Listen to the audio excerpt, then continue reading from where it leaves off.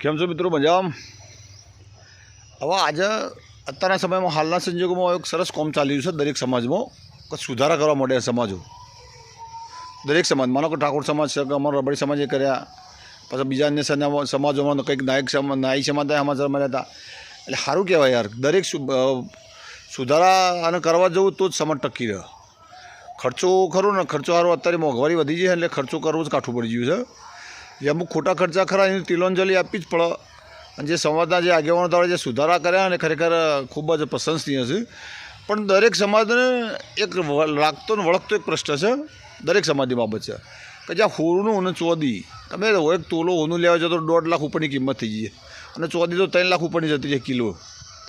એટલે કહેવાનો મતલબ કે જે આ બે વસ્તુઓ છે ને, દરેક સમાજ આ બે બાબતો વચ્ચે વિચાર જેવી વસ્તુ છે.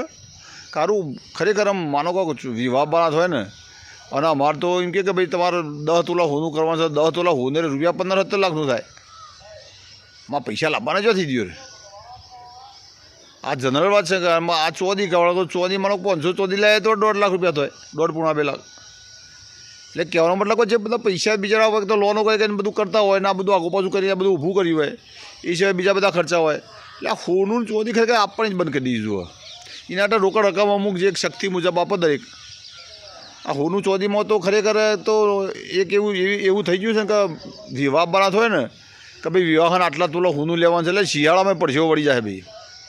હા ખરેખર આમ ધબકારા વધ્યો કાઢવા પૈસા લાવીશું જોથી. એટલે બધું ત્યાં દેવો કરવો પડે. મારા કોઈ વ્યક્તિ છે કે ભાઈ મારી છોડીને તો તમારા 10 તોલા હોનું કે 10 તોલા હોનું કરાવવું જ પડશે. નહીં કરાવો તો નહીં મેળાવો. હવે પેલો ભાઈ શું કરે, છોકરો પરણાવવાની ગરજ હોય એટલે ચોખ્ખી આગો પાસ કે લોનો બોનો કરીને 10 તોલા હોનું લાવો એટલે 15-17 લાખ રૂપિયા હોનું થયું. અમે પેલા ભાઈના તો જેવું કે પેલી બાયડી આવે તો મજૂરી કરીને જે 15 લાખ 17 લાખ રૂપિયા લાવ્યો હોય એ પૈસા ભરવાના થાય એટલે મજૂરી કના કરવાની થાય. એ બાયડી જે પરણીને એની છોડીઓ હમલે નહીં હોય એને જ ભરવાના થાય. જે પેલો કાકો તો મજૂરી કરીને એ તો ભરવાનો નહીં, પેલા લોકોને ભરવાના થાય. 15-17 લાખ રૂપિયા જે તમે પરણી ઘેર એટલે કોણ ભરે? તમારે જો આવીને તમારી છોરીને જઈને મજૂરી કરીને ભરવાના થાય ને.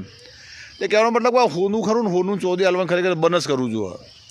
એના માટે રોકડ આપવાની જેટલી આપી એટલી. બાકી આ વસ્તુ છે ને ખોટું જ છે. અને આમાં આ એક દરેકને એક સાર્વત્રિક દરેક સમાજને એક નિયમ બનાવવો પડે. અને ખરેખર દરેક સમાજને પહેલ કરવી જ જોઈએ. ને આમાં તો ભિખારી થઈ જવા છે અને કશું જ વધતું નહીં. જો હોનારો દોડો બોરો કે કોઈ ચોરી તોડી ગયું આ બધા નહીં દોડે તોડવાની બનતા તો કેટલા પડે માણસ એમને રોડ મરી જાય. એટલે આ બધી વસ્તુઓનો બંધ કરવાની જરૂર છે. પણ હોનું ચોદી સદંતર બંધ કરવાની જરૂર છે. તમારા વિચારો જણાવજો ભાઈઓ. જય હિન્દ, જય ભારત.